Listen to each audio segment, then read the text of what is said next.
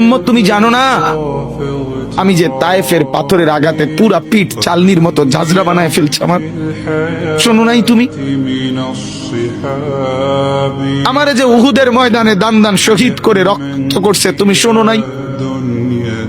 আমি যে 14 দিন পেটে ক্ষুধার তাড়নায় পাথর বাঁধছিলাম উম্মত, আমার মনে নাই? একবারও শোনো নাই আমার ক্ষুধার কষ্ট, আমার পিঠের ব্যথা, আমার দাঁতের ব্যথা, আমার কাঁধে 2টা কড়া ঢুকে গেছে উম্মত।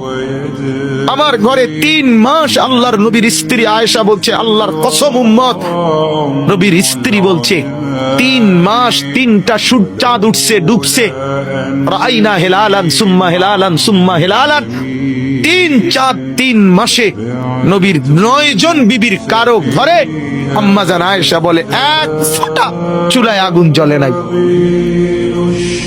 মা আওকাদাত ফি আবিয়াতে রাসূলিল্লাহ নারুন, নবীর একজন বিবির ঘরেও আগুন জ্বলে নাই। আল্লাহ নবীর স্ত্রী আয়েশা একদিন বলছিল নবীকে পিঠে হাত বুলাইয়া, ইয়া রাসূলুল্লাহ, স্বামী আপনার পিঠ ছিদ্র ছিদ্র কেন?